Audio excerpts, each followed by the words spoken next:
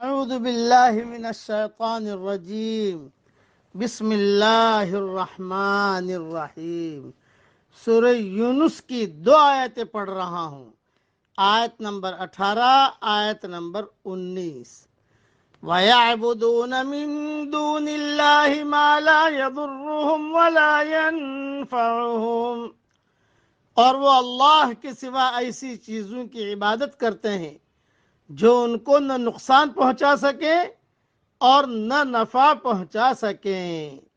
وَيَقُولُونَ هَؤُلَاءِ شُفَعَاؤُنَا عِندَ اللَّهِ، اور وہ کہتے ہیں کہ یہ اللہ کے یہاں ہمارے سفارشی ہیں۔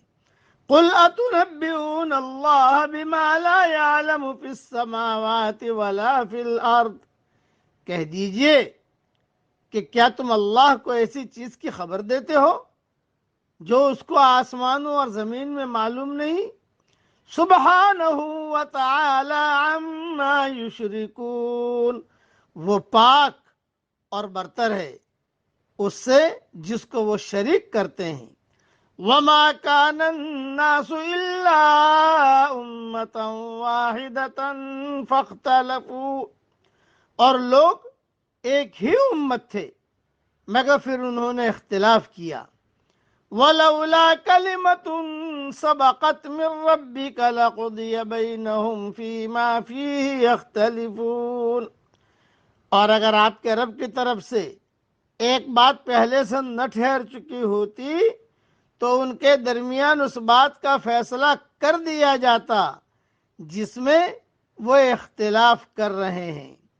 وَيَقُولُونَ لَوْلَا أُنزِلَ عَلَيْهِ آيَةٌ مِّن رَّبِّهِ، اور وہ کہتے ہیں کہ نبی پر اس کے رب کی طرف سے کوئی نشانی کیوں نہیں اتاری گئی؟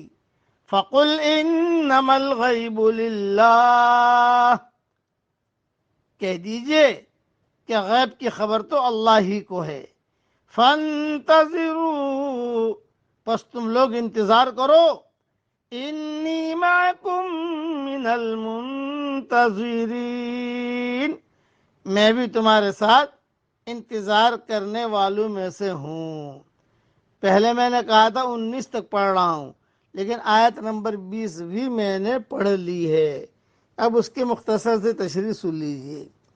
اس دنیا میں خدا کے سوا کسی کے پاس نفع دینے یا نقصان پہنچانے کی طاقت نہیں۔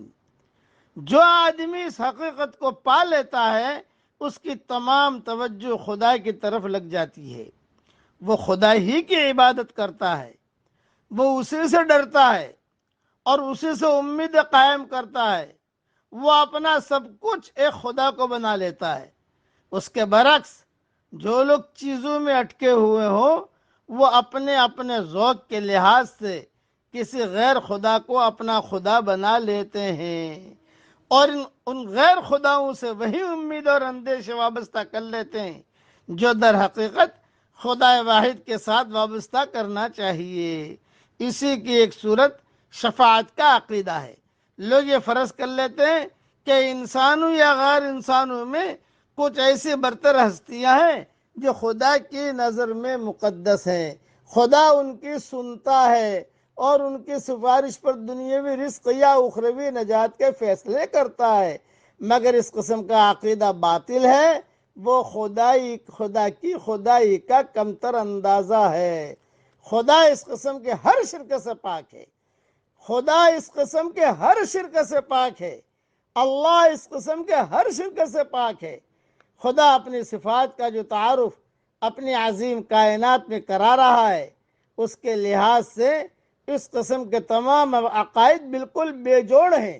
ایسے کسی عقیدے کا مطلب یہ ہے کہ خدا وہ نہیں ہے جو بظاہر اپنی تخلیقی صفات کے آئینے میں نظر آ رہا ہے، یا پھر خدا کی صفتوں میں تضاد ہے۔ ظاہر ہے کہ ان دونوں میں سے کوئی چیز ممکن نہیں ہے۔ اللہ اللہ ہے۔ ایک بات کی وضاحت کر دوں، اللہ بھی کہہ سکتے ہیں اور خدا بھی کہہ سکتے ہیں، کوئی حرج کی بات نہیں ہے۔ میری تفسیر میں دیکھ لینا انشاءاللہ۔ اب پڑھ لیجئے میرے ساتھ، اپنا ایمان تازہ کر لو۔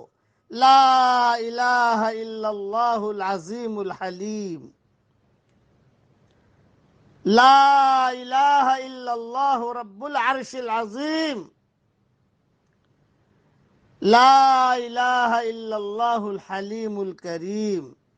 اے اللہ ہمیں ایمان کامل عطا فرما، آمین۔